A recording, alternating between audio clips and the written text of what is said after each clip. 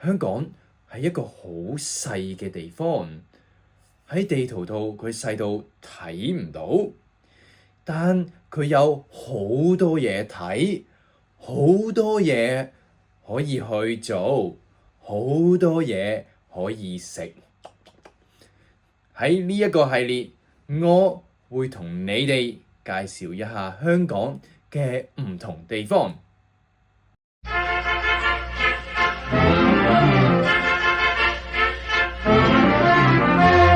大家好，今日我會介紹18區之一嘅離島區。離島佢係由唔同嘅島所組成嘅，佢唔喺市區，佢係一個個嘅島。島咧係四面都係海，四面360度都係海，所以叫做島。點解叫離島？因為佢遠離咗市區。香港主要嘅島有坪洲、赤鱲角、長洲、南丫島、蒲台群島。離島區唔同嘅島總共有大概185000人去住嘅。要去離島，去唔同嘅島就要坐船，好多時候都係喺中環碼頭出發嘅。去大嶼山就可以搭巴士同埋地鐵。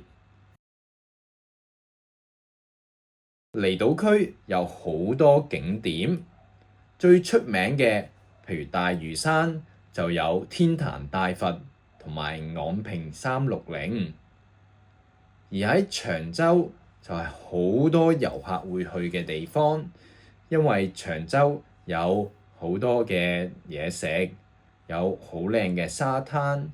喺南丫島就好出名食海鮮。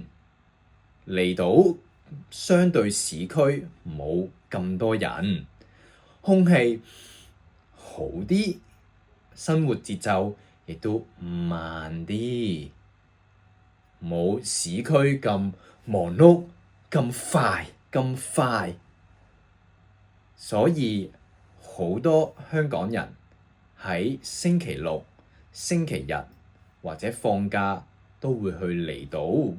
而家因為市區嘅樓價好貴好高，亦都有好多人搬咗去離島居住，而香港嘅機場亦都係喺離島區，所以如果你搭飛機去香港，第一個到達嘅地方就係離島區。